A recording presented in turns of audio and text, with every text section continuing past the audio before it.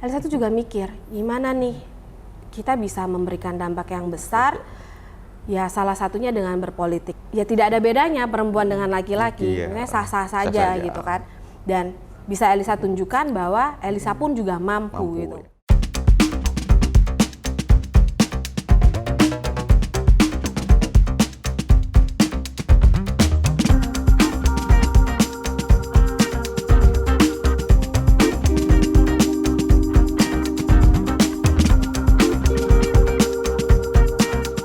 Assalamualaikum warahmatullahi wabarakatuh.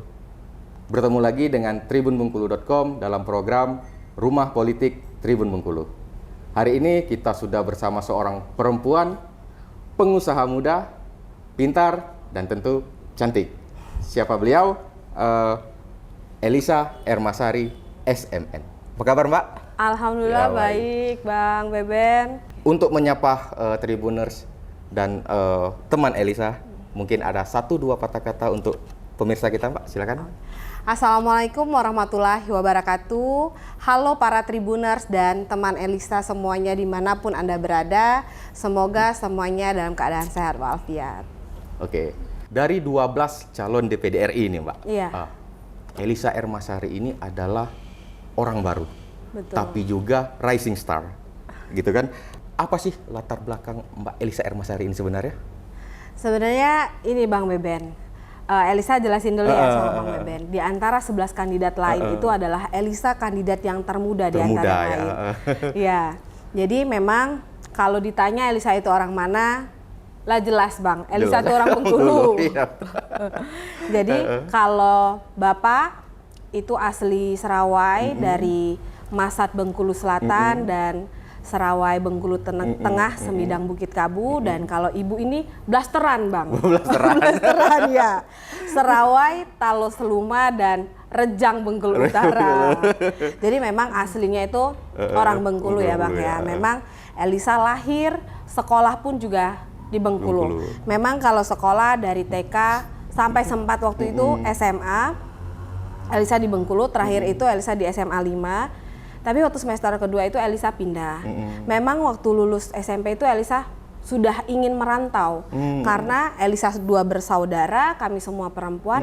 Ayu itu sudah merantau Bang waktu SMA. Sudah duluan ya Mbak? Iya, karena jarak kami juga 5 tahun. Jadi waktu itu mungkin karena Elisa anak bungsu ya. Jadi mungkin kayak rumah sepi atau gimana kan pertimbangan orang tua. Tapi bujuk rayu, alhamdulillah Elisa diberikan izin untuk merantau. Dan untuk SMA, Elisa SMA di Bogor. Memang kami di Bogor tidak punya keluarga, jadi Elisa masuk asrama. Betul asrama. Ya. Asrama, dan alhamdulillah waktu kuliah pun Elisa dapat jalur undangan waktu itu dari sekolah. Mungkin kalau zaman-zaman dulu itu PMDK ya Bang. Ya, jadi zaman Elisa itu undangan, Elisa masuk di Institut Teknologi Bandung. Dan di sana ambil bisnis manajemen, 3 tahun Elisa lulus, sempat berangkat tuh Bang ke London waktu itu. Wah, luar biasa. Mau lanjutin S2, pas sampai di sana memang sudah berapa bulan di sana dan berapa saat di sana, Elisa pulang karena Ayu menikah waktu itu. Ayu menikah, Elisa pulang. Kena jebakan Batman Mama nih Bang. Jadi Mama bilang kayak, udah nggak usah lagi berangkat ke sana. Mungkin ada apa ya, kekhawatiran Mama, mungkin Elisa takut nggak pulang. Betul. Terus kayak takut nggak pulang. Akhirnya Elisa pulang ke Bengkulu dan memulai karir Elisa. Begitu. Jadi memang pesan Mama itu, ayo nak pulang ke Bengkulu, bantu Mama untuk mengembangkan usaha dan membantu banyak orang. Begitu.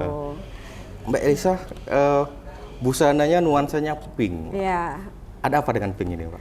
Jadi kalau Abang tanya kayak ada apa dengan pink, sebenarnya tidak ada apa-apa sih sebenarnya. Sebenarnya mau warna lain pun itu sama aja. Tapi memang karena Elisa adalah seorang perempuan, jadi Elisa merasa kalau pink ini sangat mencerminkan perempuan ya Bang ya. Karena kan biasanya perempuan ya Bang pakai pink, walaupun kalau laki-laki ya sah-sah saja dia mau pakai warna pink, tapi kan lebih identik ke perempuan. Dan memang kalau pink ini kan melambangkan keindahan, kelembutan, dan cinta. Misalnya contohnya Valentine kan warna pink ya Bang ya, itu sih. Ada jebakan Batman ibu tadi. Iya, betul. Untuk kembali ke Bengkulu, untuk membantu membangun usaha orang tua sekaligus bermanfaat untuk masyarakat. Apakah ini salah satu alasan Mbak Elisa memantapkan diri maju sebagai calon senator dari Provinsi Bengkulu? Jadi begini Bang, memang pada saat Elisa mulai usaha ya, dan alhamdulillah usaha juga sudah berkembang berkat mentor ibu yang sangat luar biasa. Mungkin semua orang juga banyak yang tahu siapa sosok Ibu Meriani ini kan Bang ya. Jadi memang alhamdulillah sekarang Elisa sudah mengembangkan usaha Elisa sendiri yang walaupun tetap mentor Mama ya Bang ya, di 9 kabupaten, 1 kota dan Pulau Enggano. Apa itu Mbak? Usaha Memang, dalam ya usaha Elisa itu tuh di bidang energi. energi. Dan sekarang baru merambah di bidang kuliner. Kok Ya. energi ke kuliner? Nah ini agak unik ini Mbak. Jadi Kenapa begini, nih? Bang, sebenarnya kalau kuliner itu Elisa berkolaborasi dengan Bang Junet. Bang Junet ini tuh langganan Elisa banget dari dulu pas awal-awal dia buka. Karena Elisa merasa, Bang, join yuk gitu. Kayak kita bikin tempat yang lebih proper, yang lebih bagus. Karena kan kayak masakan Bang Junet kan tidak diragukan lagi ya. Jadi akhirnya kita buka warung Bang Junet, reborn ya Bang ya, reborn rebranding ya. Itu di sebelah SPBU BIM. Di sebelah BIM ya, pintu keluarnya itu. Jadi bareng sama Bang Junet.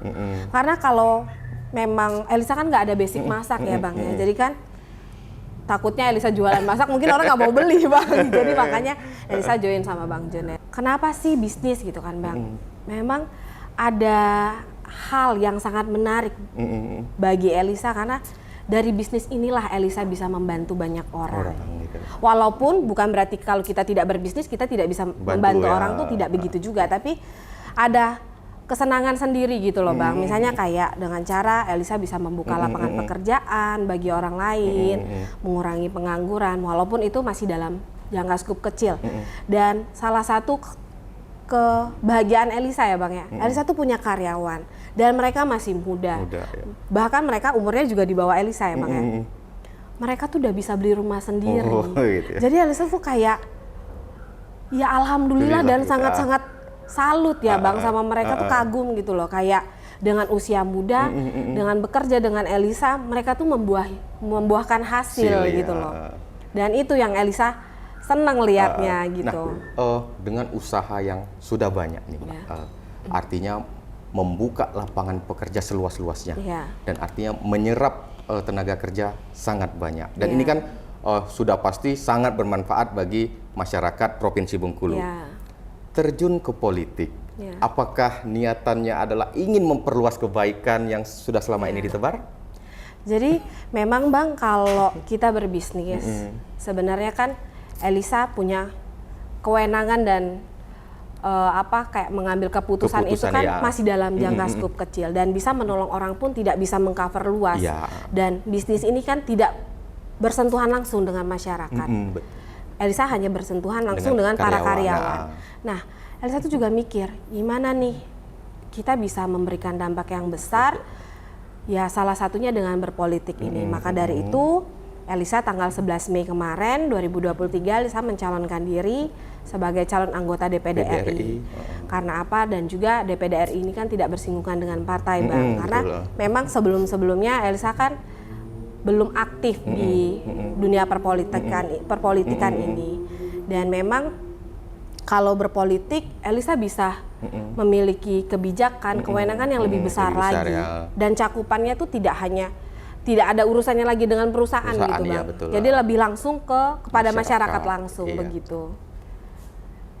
Pertimbangan untuk akhirnya Mbak Elisa, oke, 100% saya harus terjun ke politik, maju sebagai calon anggota DPD RI Provinsi Bengkulu. Itu berapa lama sih Mbak menimbang-nimbangnya itu?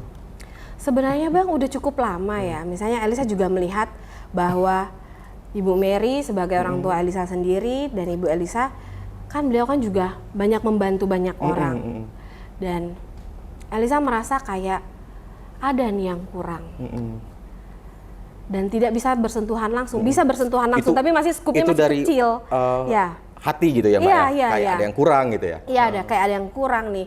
Jadi memang Elisa lihat, oh kalau orang punya kewenangan dan kebijakan yang bersentuhan langsung dengan masyarakat tuh ya politik itu Bang.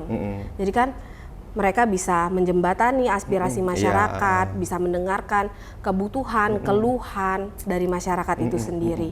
Kalau kita bisnis, ya paling kita bisa ke karyawan ke karyawan saja gitu. Selain sosok Mama Mbak, Ya. ada tokoh atau sosok di luar keluarga yang menjadi inspirasi Mbak Elisa, akhirnya saya perempuan, saya bisa untuk berpolitik? Yang pertama tuh memang Elisa sendiri tuh sangat mengagumi peran orang tua Elisa ya Bang ya. Misalnya kayak dari Papa, Bapak Iri Hadi dan Ibu Meriani, mereka itu sangat luar biasa mendidik anak-anaknya Bang. Walaupun kami perempuan, prinsipnya kita harus maju, kita harus mandiri dan jadilah perempuan yang strong ya Bang ya. Jadi kayak nggak cengeng. Jadi memang dari kecil pun kami tuh tidak pernah dimanja Bang sama kedua orang tua kami. Bahkan tidak ada pembeda, oh anak perempuan ini nggak boleh begini. Tidak ada perbedaan seperti itu. Dan itu yang selalu diterapkan oleh orang tua Elisa sampai sekarang dan manfaatnya sangat sungguh luar biasa ya Bang. Mungkin kalau sosok lain itu Ibu Mega ya Bang ya. Bukan karena dia orang Bengkulu ya Bang ya, tapi kayak sungguh hebat dan luar biasa sekali Bu Mega ini. Dia presiden perempuan satu-satunya yang Indonesia miliki, tapi nggak tahu ya Bang untuk kedepannya. Dan di usianya yang sudah tua ya Bang, kita bisa bilang sepuh lah ya. Bu Mega ini tuh energinya tuh sangat luar biasa sekali, kayak spiritnya dia masih aktif gitu. Betul. Itu kayak ya sangat perlu dicontoh gitu loh Bang. Jadi kayak bukan berarti kita tua kita nggak bisa ngapa-ngapain lagi. Betul, bukan berarti kita tua ya udah lemes atau apa. Tapi kayak kalau kita terus menggunakan otak, energi kita, jadi kita tuh kayak selalu jadi awet muda gitu loh Bang, ya kan Bang? Nah, ada kekhawatiran sendiri nggak dari Mbak Elisa ataupun dari orang tua untuk mengizinkan Mbak Elisa ini silahkan boleh untuk terjun ke politik? Ada pesan-pesan khusus nggak dari orang tua? Apa yang boleh dan apa yang enggak? Sebenarnya sih Bang, apapun keputusan orang tua dan suami ya Bang, karena Elisa sudah berkeluarga kan. Jadi memang apapun yang Elisa ambil, asalkan itu positif, mereka akan selalu support Elisa. Dan memang waktu Elisa sebelum menikah pun, Elisa juga sudah diskusi waktu itu dengan suami yang waktu itu masih pacar ya Bang ya. Jadi memang Elisa bilang, walaupun saya perempuan, kalau saya menikah, saya akan menjadi seorang istri dan saya akan menjadi seorang ibu. Kalau Allah mengizinkan memberikan anak. Akan tetapi saya ingin tetap terus berkembang, belajar, berkembang ya sama seperti yang suami saya inginkan juga ya Bang ya. Misalnya biasanya kan laki-laki kan dia jadi kepala keluarga, dia bekerja dan mereka berkembang kan Bang. Dan jadi seorang istri dan seorang ibu tuh bukan penghalang bagi Elisa untuk berkembang Bang. Berkembang gitu ya. Dan alhamdulillah waktu itu suami pun sudah oke dan dia bilang apapun itu yang bentuknya positif dan orang tua pun juga begitu ya, mereka akan tetap selalu support. Jadi kalau untuk keraguan kayaknya enggak sih Bang. Ya. Tapi ya pesan-pesan dari orang tua, dari siapapun ya Bang ya. Ya kalaupun memang menjadi anggota DPD nanti terpilih, insya Allah ya harus amanah gitu loh Bang. Ada nggak Pak? Suami itu misalnya sudah membayangkan nanti, wah ini istri saya nanti sibuk betul di luar nanti, apakah sudah ada pembagian tugas di rumah nanti Pak? Jadi begini Bang, memang sebelum Elisa jauh sebelum mencalonkan diri dan baru awal menikah, kita itu tuh udah bagi-bagi kerja Bang. Iya jadi begitu, misalnya kayak Elisa waktu itu melahirkan, ya sedikit kerjaan Elisa adalah yang dia bantu. Ya kita saling membantu aja ya Bang. Namanya juga kita kan pasangan, suami istri ya. Kita harus saling membantu, saling melengkapi. Jadi kalau untuk kekhawatiran sih insya Allah sih enggak ya Bang ya. Karena memang apa ya Bang ya, memanage waktu itu tuh sangat-sangat penting sih sebelum melakukan hal-hal yang besar. Jadi kita sudah tahu konsekuensinya seperti apa. Ya begitu.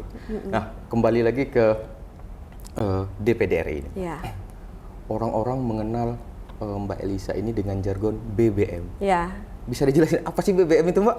Jadi sebenarnya BBM itu ini Bang, berkarya, berdaya, maju bersama. Nah inspirasi BBM itu ya karena Elisa jualan BBM Bang, ya itu. Ya jadi nggak jauh-jauh lah sama kehidupan Elisa. Jadi berkarya, berdaya, maju bersama. Maju bersama. Jadi itu jawabannya BBM, jargonnya Mbak Elisa. Tribuners BBM gitu. Kenapa memilih jargon ini, Mbak? Kalau berkarya itu Bang, ini ada artinya juga ya Bang ya. Kalau berkarya itu menurut Elisa secara pribadi, insya Allah Elisa sudah berkarya untuk provinsi ini. Dengan cara Elisa membuka lapangan pekerjaan, sebesar-besarnya, ya mengurangi pengangguran, ya walaupun itu masih dalam skup kecil ya Bang. Berdaya, karena Elisa sudah berkarya, jadi Elisa itu memberdayakan masyarakat Provinsi Bengkulu. 100% karyawan Elisa itu tuh orang Bengkulu Bang. Gitu ya. Jadi Elisa tuh nggak pernah ambil karyawan dari luar tuh enggak. Jadi 100% orang Bengkulu. Nah kalau maju bersama, jadi Elisa mengajak, ayo bersama-sama Elisa, ayo kita majukan provinsi tercinta ini. Karena Elisa orang Bengkulu ya Bang ya, begitu. Terus maju bersama untuk membangun provinsi Bengkulu. Ya. Pandangan Mbak Elisa sendiri terhadap provinsi Bengkulu ini sudah sejauh mana sih perkembangan dan apa yang harus dikembangkan lagi? Provinsi Bengkulu ini ya karena Elisa gedenya di Bengkulu ya Bang ya, lahir Bengkulu, jadi menurut Elisa itu udah sangat banyak ya Bang perkembangan. Bengkulu juga udah rame, perekonomian juga sudah mulai berjalan walaupun kita kemarin menghadapi COVID-19 kan, tapi kan pandemi. Tapi ya sekarang sih Elisa lihat kan sudah bangkit kembali ya Bang ya. Contohnya kita bisa lihat mall. Dulu mungkin taunya Barata kali ya, sama Puncak, sama Enggano ya kan Bang. Nah sekarang kan kita sudah punya mall, terus kafe-kafe kan sudah banyak, menjamur ya, Mbak. Ya menjamur. Jadi ya banyak lah Bang perkembangannya. Apalagi yang paling hebat itu tol ya Bang. Tol ya. Walaupun belum nanti akan panjang, ada PR ya. Berikutnya ya Mbak, tol itu. Tapi ya kebayang nggak sih Bang Bengkulu punya tol gitu loh Bang. Itu tuh kayak sangat-sangat luar biasa sih. Nah, itu secara infrastruktur. Ya. Mbak Elisa melihat kemampuan atau SDM di Provinsi Bengkulu ini seperti apa sih Mbak? Apa yang harus kemudian nanti ketika Mbak Elisa dipercaya menjadi anggota DPD RI, bagaimana meng-create SDM Bengkulu ini agar juga bisa bersaing dengan SDM dari provinsi luar? Ya. Jadi memang Bang, untungnya tuh juga Elisa tuh pembisnis Bang. Jadi Elisa tuh kurang dan lebih. Kalau bilang tahu banget nanti salah juga ya Bang ya. Jadi kurang dan lebih Elisa itu sedikit memahami lah SDM yang ada di Provinsi Bengkulu ini. Sebenarnya kalau untuk SDM kita tuh nggak kalah Bang sama provinsi lain. Akan tetapi memang mungkin SDM Bengkulu ini beberapa orang, tapi tidak menyeluruh ya Bang ya. Memang terkadang itu tuh membutuhkan pelatihan Bang, supaya lebih siap masuk ke dunia kerja. Karena adanya pelatihan ini, jadi pada saat mereka bekerja, untuk di-develop pun tidak terlalu memakan waktu yang lama, begitu. Nah, bagaimana ajakan Mbak Elisa untuk masyarakat Provinsi Bengkulu yang saat ini berada di luar provinsi, ayo sama-sama membangun Provinsi Bengkulu? Jadi Bang, yang Elisa rasakan ya, dan yang Elisa lihat, sebenarnya kalau untuk pelajaran, teori, mau dimanapun tuh kan sama saja. Akan tetapi itu tuh yang memang pembedanya itu adalah, ini ya Bang, pengalaman dan link, pergaulan ya Bang ya. Misalnya kayak seperti Elisa, Elisa kan sudah merantau dari SMA sampai kuliah. Apa yang Elisa rasakan adalah, karena banyak teman Bang di luar orang Bengkulu. Misalnya nih kayak mau ke Lombok, oh ada tuh teman orang Lombok. Mau ke Jakarta ada juga, ke Bandung ada juga. Cuman pembedanya di itu aja sih. Tapi mungkin kenapa yang Elisa lihat, kenapa banyak yang merantau tidak pulang lagi ke Bengkulu, mungkin lapangan pekerjaan yang di Bengkulu ini tuh tidak sebanyak di kota besar. Padahal di kota besar pun tidak segampang itu mencari pekerjaan Bang. Betul. Walaupun oke lah kita bilang di Jakarta banyak nih Bang lowongan pekerjaan, tapi kan kayak biaya hidup di sana kan sungguh luar biasa mahal. Apalagi kalau skill kita pas-pasan juga. Betul Bang. Dan memang kalau kayak di Jakarta ya, kalau kita nggak memiliki kinerja atau skill yang bagus, ya kita bisa saja kayak di-kick sama orang, dan betul. Karena penggantinya banyak gitu loh. Jadi basic atau dasar yang harus dimiliki anak muda ini sebut selain pendidikan, apa sih sebenarnya, Mbak? Sebenarnya kayak soft skill ya Bang Soft ya. skill. Misalnya kayak cara mereka komunikasi, cara mereka mungkin life skill juga ya Bang. Misalnya kayak apa namanya mengendalikan emosi. Kadang-kadang kan stres, misalnya nih kayak ditegur sama pimpinan, Langsung baper ya. mau resign Mau gitu resign. loh Bang. Karena kan memang setiap generasi itu kan berbeda-beda Bang. Dari baby boomer itu Iya, kan betul, terkenal baby boomer. loyalitas Iya. loyalitas tanpa batas ya Bang. Misalnya kayak milenial itu kan berbeda, Gen Z pun berbeda. Jadi memang hal-hal itu sih. Mau menurut Elisa mau dimanapun generasi kita ya, kalau loyalitasan itu tuh ya perlu sih Bang. Perlu. Iya. Oke. Sampai hari ini sudah sejauh mana sih persiapan Mbak Elisa untuk mengikuti tahapan-tahapan kontestasi pemilihan anggota DPD RI nanti? Iya. Jadi waktu yang pertama ya Bang, tahap pertama kan pengumpulan KTP, alhamdulillah itu sudah, dan verifikasi faktual dari KPU pun sudah, dan alhamdulillah Elisa memiliki suara pendukung terbanyak di antara kandidat yang lain waktu verifikasi faktual, dan sudah daftar juga. Dan untuk sekarang karena ini kan masih apa namanya diseleksi dulu kali ya Bang, diliatin dulu kayak dokumen-dokumennya, keasliannya seperti apa. Nah, kalau untuk sekarang sih Elisa sering sosialisasi aja Bang. Di dunia maya, Ya, nama Mbak Elisa itu dengan jargon BBM udah mulai bergema. ya. Apakah memang Mbak Elisa juga memanfaatkan teknologi media sosial untuk bersosialisasi untuk meraih suara-suara pemilih? Oh ya, itu jelas sih Bang, karena kita kan harus mengikuti perkembangan zaman ya Bang ya. Jadi memang Elisa menggunakan sosial media untuk menjangkau orang-orang yang belum kenal sama Elisa, mungkin yang ada di daerah lain atau di kabupaten lain ya Bang ya, untuk tahu dulu nih siapa sih Elisa itu Elisa. Bang ya. Karena kan Elisa juga awalnya kan bukan siapa-siapa ya Bang. Jadi itu. Tribuners dan tentunya teman Elisa, untuk mengetahui keseharian Mbak Elisa, apa yang ia lakukan itu bisa dilihat di Instagram ya Mbak? Iya, Instagram, Facebook, TikTok. Apalagi anak-anak muda tentu kalau TikTok udah nggak usah disuruh lagi Iya. Mbak, udah pasti. Boleh disebutkan Mbak, apa sih akun yang aktif untuk yang asli, original, yang memang dikelola oleh Mbak Elisa? Yang aslinya itu teman Elisa Teman untuk Elisa, Instagram. Terus Elisa Ermasari, tapi yang ada logo gambar yang sering ada di baliho. Terus Facebook Elisa Ermasari, TikTok Elisa Ermasari juga, gitu. ya. Tentunya dalam masyarakat Provinsi Bengkulu dalam memilih wakil mereka di DPD RI, tentu ingin tahu program. Ya. Program apa yang sudah disiapkan oleh Mbak Elisa untuk membangun Provinsi Bengkulu ini? Kalau program itu yang pertama itu ini ya Bang ya, pelatihan untuk SDM. Pelatihan untuk SDM ini insya Allah kalau terpilih nanti Elisa akan melakukan pelatihan-pelatihan kepada masyarakat, tidak hanya dari kalangan anak muda, akan tetapi mungkin kayak ibu-ibu yang punya UMKM itu sih Bang. Terfokusnya ke sana dan menggerakkan UMKM.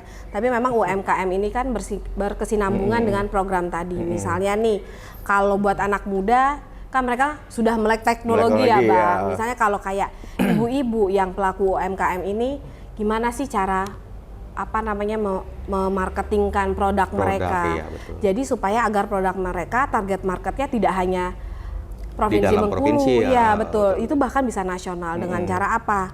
Mungkin masukin ke marketplace. Kan banyak Bang sekarang marketplace. Tribuners, tentu tidak lengkap kalau setiap narasumber kita tidak tanya tentang motivasi, pengalaman hidup, perjalanan karir, agar para Tribuners bisa mengambil manfaat dan bisa mencontoh sosok dari Elisa Ermasari ini. Mbak Elisa, bisa ceritakan bagaimana sih perjalanan karir Mbak, perjalanan hidup Mbak, dan apa sih kata-kata atau penyemangat yang selalu menjadi pendorong Mbak untuk tidak berputus asa gitu? Ya, jadi kata-katanya itu Bang, bekerja keras, pantang menyerah, karena yang bisa menolong diri kita sendiri itu adalah diri kita, gitu Bang. Jadi itu yang menjadi penyemangat Mbak Elisa, termasuk Betul. nanti dalam kontestasi ya Mbak? Iya, betul. Gitu. Oke, Tribuners, sebenarnya masih sangat banyak sekali pertanyaan tentang Mbak Elisa Ermasari ini. Mungkin di lain kesempatan kita akan ketemu lagi dan akan lebih dalam mengupas soal kehidupan dan juga perjalanan perjuangan Mbak Elisa Ermasari dalam meraih kursi DPD RI. Tentunya tetap ikuti tribunbengkulu.com dalam program Rumah Politik Tribun Bengkulu. Wassalamualaikum warahmatullahi wabarakatuh. Terima kasih Mbak Ya, Elisa. Bang.